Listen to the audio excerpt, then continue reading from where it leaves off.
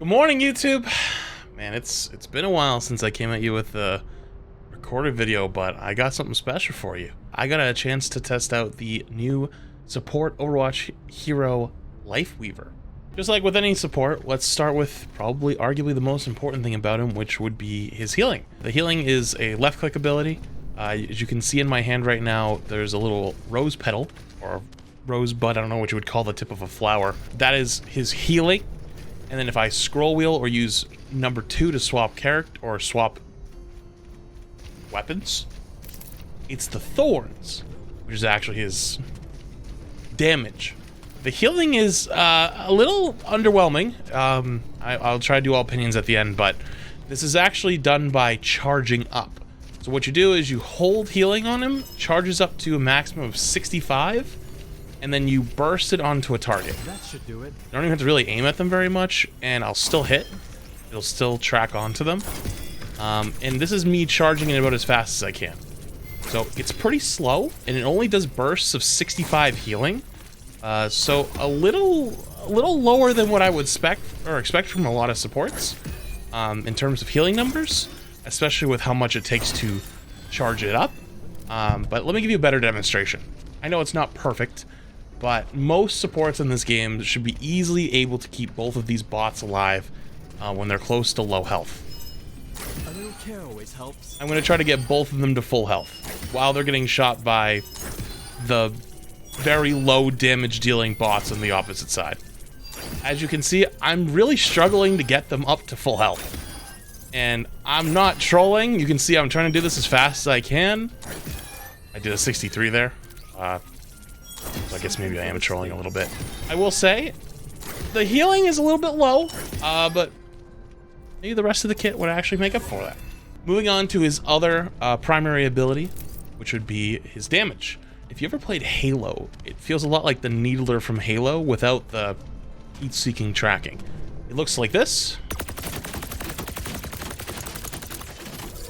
And it fires 2 bullets per shot, and they do 5 damage per bullet. So I'm gonna tap it once really fast.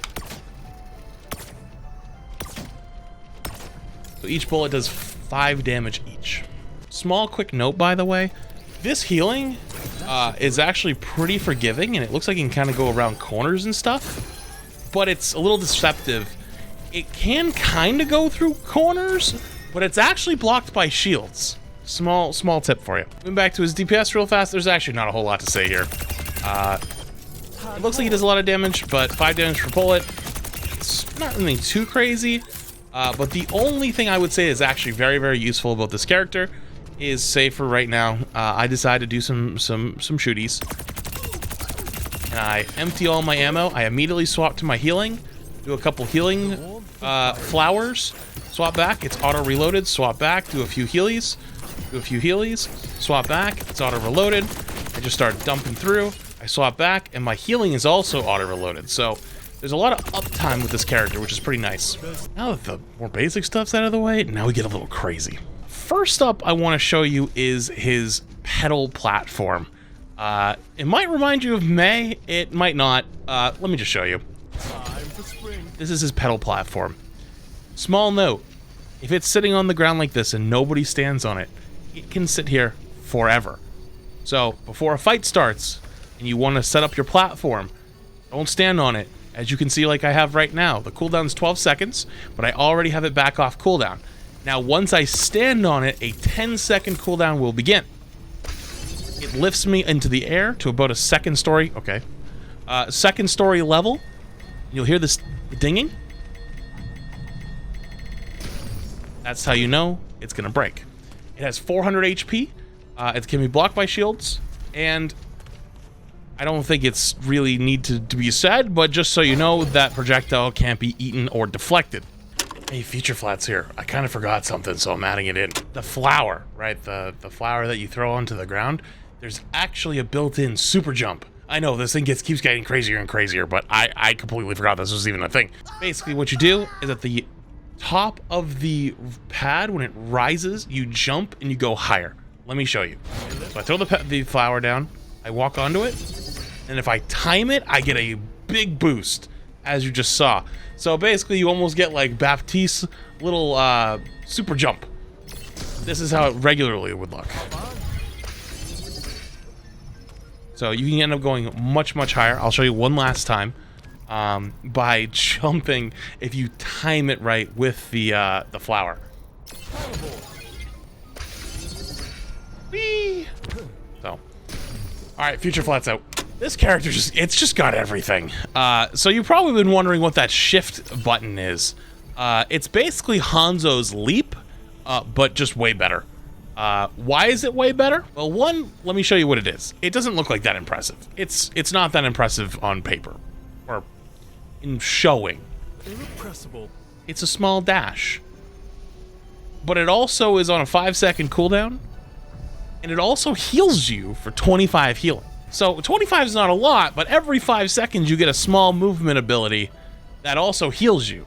So if you're getting pressured as a support and you use your movement ability to leave, you're also getting a little bit of healing, which is, you're starting to see there's a lot of complexity to this character, and they're all gonna kind of meld together a little bit. Let me hit you with the big one, and I have a lot of opinions on this one. This one's called the Life Grip. It's got a 30-meter distance of range. You can actually judge it by your healing. Whoops. Your healing actually goes the same distance. So if you can heal them, you can steal them. Let me show you what I mean. You're better off with me. It's on a really big cooldown. It's on a really big cooldown. But I have a lot of thoughts about that. I don't. Maybe I should give a little bit during this part. I don't honestly know. But yeah, you could just kind of kidnap your teammates at any time. And it's not like in other games like where you have to accept the interaction. If you're the player on the opposite side, you're just getting yoinked. Now, the first thing I thought of was trolling and getting trolled by it. But let's talk about the ability really fast. It's on a 20-second cooldown, but there's also another part to this that I can't really show you that well in the training range by myself. So you're just going to have to take my word for it. But it also grants immortality and fortified. So you can't get CC'd in it, and you can't take damage in it. So during this transition, where you're getting pulled, your teammate can't get hurt or any. I don't know if it actually counts to anti. That's a great question. But it at least is a CC immunity, and you're immortal in it. But it doesn't cleanse. So if they are currently anti'd, it won't cleanse them. But I don't know if it does during. I don't think it would work during it. I'm sure somebody have a Mythbuster video. I want to show you a few applications of this ability that really scare me. But let's finish it off the abilities first with his ultimate, the Tree of Life. I'm not joking. It's a giant tree. Life protects life. It's literally a giant tree. So it has 1,000 damage durability, basically Bob. It does an initial healing burst of 150 healing. It pulses every time it pulsed, like you just saw. It does 50 healing for 8 pulses over 1.25 seconds. Every 1.25 seconds, or sorry, 1.75 seconds it pulses for a total healing of 550 HP. It can be blocked by shields, but it does need LOS. There's some really cool applications with this. Let me show you. So, quick fun fact, if the Tree of Life falls, it does not take fall damage. I'm sure it could fall off the map. But something cool I found was putting the Tree of Life onto your platform and then going up with it.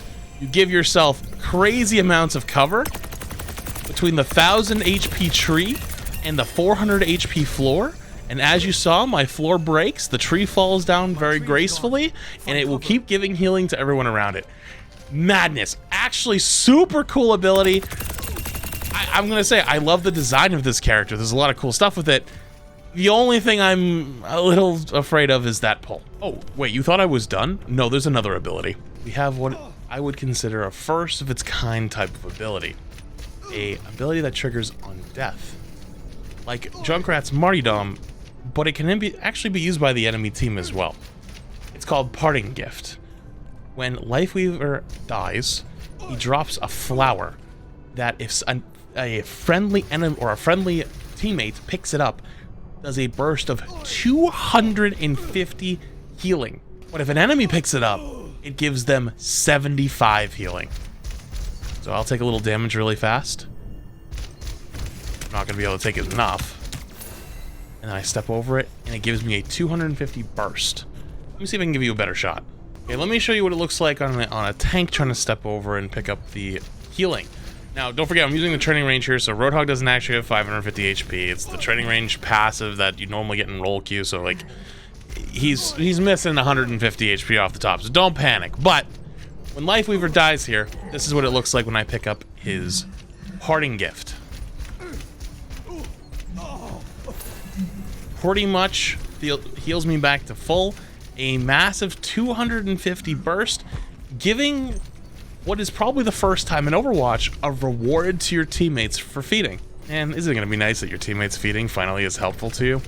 Feels good, man. So before I give you guys my opinions on some of the abilities and the character overall, I do want to show you something that I am very concerned for this character. And as you watched through this, you probably thought to yourself, man, pulling your teammates probably seems a little spooky. Well, it kind of is. It kind of is, actually. And I wasn't able to replicate it and stay alive with it. You'll see what I mean here in a sec. But especially as a streamer, as a lot of people throw their games and troll their games, stuff like that, it is definitely concerning to see that if, you know, a certain Lifeweaver wasn't having a good time during a game. Come here, will you? You want to, and just to show that it wasn't just me doing it, I will have them demonstrate as well to show you what it looks like. All right, hands off the keyboard here to show you that I'm not walking off the edge or anything. I'll let them just do it. This is completely out of my control. You're better off. Now, if I had a movement ability that could bring me back up, you know, hey, it's not as bad. But if it's off cooldown or I'm playing something like Zen, there is some serious trolling potential that is possible with this character. Now, let me give Blizzard the benefit of the doubt. There are some systems in place to try to keep the trolling to a minimum. So let me show you. If you try to walk to the edge here and try to pull someone towards you, Safety in numbers. it actually either pulls them straight over your head or will pull them right on the ledge with you and give them like a second of fortified so that you can't like push them off the ledge. There is a system somewhere to try to make it so the trolling isn't as bad. You can't just recklessly pull someone off. You want to go back over for the other side? I'll pull you over again. You can't just recklessly pull people off the map like you're playing support Roadhog for your teammates. I have you. Try that one again. One last time, standing directly on the edge, not on the corner, but on the edge, almost as if I was trying to pull him off on Roadhog. You're better off with me. Puts him over my head. That way I can't troll him and drop him off the side of the map. It's definitely still possible by jumping off and just pulling them, but it depends on a few specific things, such as the ledges below you. So it's not perfect, but it appears that there was an attempt at least made to try to keep your teammates from pulling you off the map. Hey, Future Flat's here again. So I got a chance to test with some other people about the pull off the map thing that I was talking about earlier. And yeah, I don't have good news for you. It's actually a lot easier than I thought. Safety in numbers. One more try. Safety in numbers. There it is. Yeah, it has something to do with timing your jump over the hole at the same time. It's a little bit difficult if you're not used to it, but with a little bit of practice, I actually think it's pretty replicatable. So that's scary. Anyways, Future Flat's out. One last thing I'd like to mention really fast about Lifeweaver, and that is a little bit of a concern for him, is his hitbox is massive. Looking at the size of Lifeweaver versus someone like, say, Kiriko, it's not hard to say that I think he's probably going to be taking a lot more damage than most supports who seem to be a little bit more on the slender side. I would actually say Lifeweaver is probably bigger than some characters like Mei. And that's a little bit concerning for him. So I'm interested to see how he pans out. My concluding thoughts on the character, I actually think that he's a pretty high skill character that you'll need to have a lot of thinking with, taking out the trolling, thinking with to like use all of his abilities in a fluid motion. I think that's represented pretty well with how, you know, you're shooting with his damage and you swap to healing, do some healing. I know there's nobody in front of me, but you're seeing my ammo go down, and then I swap back and my damage is reloaded again. That way you keep a pretty high DPS of doing, or at least, you know, actions per second of, you know, doing healing and damage and stuff like that. Knowing where and when to set up your high ground. Using it before a fight, prepping it before a fight, as I am right now, where I'm not using it, getting the cooldown back.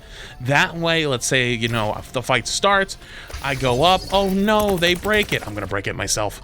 It breaks, I throw another one, boom, right back up again. And like those types of things will separate good Lifeweaver players from bad Lifeweaver players. Wow, I have a really bad, I'm having a hard time saying this word. My two main concerns though for this character, more than anything, is the troll factor. I really do not like the idea of teammates being to pull me away, especially as a tank player. I can't tell you how many times I've had support players yell at me like, you're too far forward, and I'm literally rolling. I get like 3 kills and like, you're like, I can't see you, I can't see, like, I can't see you, and I'm like, yeah, I know, it's fine though, I have 400 HP and I'm on 1v1ing an Ana with no abilities. I'm not really that scared, you know? And it's like, you know, what happens if I'm actually gonna win a fight, and because I'm making a play, they don't realize that, they don't see what I see. So like, you know, what the bot sees around that corner is different from what I see with here in my own eyes, and they quote-unquote try to save me and pull me out of the fight. One, that's going to be tilting as all hell. Nothing will be worse than you could win a fight and their teammate pulls you away. Or two, the trolling is really bad. I don't want to keep driving that one home, but it scares me quite a bit. Not only for myself, but I'm sure in your games as well. A Lifeweaver who doesn't know what they're doing could make everyone in the lobby have a bad time, because I also want to show you really fast. You go back into spawn, you swap characters, you swap back, you immediately get the cooldown back again. In certain situations, on certain maps, where you're able to kind of do that. Safety in numbers. I'm just saying, it scares me a little bit. And the other concern I have for him is his healing output. I think his healing output is really low. They went again with like the Kiriko style, where it's like soft lock-on, although I would say it's actually probably a harder lock-on than Kiriko's was. But the healing number is so low, it actually just feels useless to heal with him. And you see how much ult charge I'm getting? I'm getting like 4 ult charge for a full burst, maybe 3 ult charge, when if I just whip out the damage and just start spraying, I get way more ult charge for that. So I hope the playstyle isn't going to be like another DPS support that's actually not doing a ton of DPS to then farm Tree of Life. If it is, so be it, but the actual healing numbers on Lifeweaver appears to be kind of low. And that also concerns me, because if you actually buff the numbers on how much he heals, I think the character becomes a very good example of what is power creep in Overwatch, where I have my shift ability, my flower, raise up, my pull, healing, damage, my tree ult which you spawn, and your passive when you die. That's not the support passive, like the parting gift passive. This character has 7 abilities. You know, it's a lot. So I will say though, I like the character overall. I think he's gonna be a great addition. I think support players need something new and something fresh to play. I hope that support players have a really good time playing him. He seems very fun to play, very intuitive, but I at least need to express my concerns to you and to everyone else. So I hope that we enjoy it. I hope that maybe there'll be a little bit of a better system in place for the pull. Maybe an accept system where, like, you know, someone's trying to pull you and have to hit a button to accept it. Or, you know, maybe they tighten how the, like the anti-trolling whatever system they have in the background. Because if I try to jump off the map in certain places and pull someone, it doesn't actually work. But in a lot of places it does, as well as the pull them off the ledge technology. So it looks like they've got something there. Come here, Will. But, you know, so for example, the bot didn't die there. There's some times where it doesn't actually work. So it's not, you know, we all don't have to ring every alarm. But I'm rambling a little bit, I think, at this point. I hope you enjoy the character. I had a lot of fun playing him. And, yeah, it'll be the start of Season 4, so see you then. By the way, if you enjoyed the video, make sure you hit the subscribe button. Helps me out a ton. Like it, comment it, share it with a friend if you're excited for Season 4. And I normally do all my content live over on twitch.tv/flats. If you ever want to see all the stuff, it's always over there live first. This is a very rare Flats video format, but I had to do this so I could get this out to you. So, hope you enjoyed it. Thank you for all the support. I'll see you later.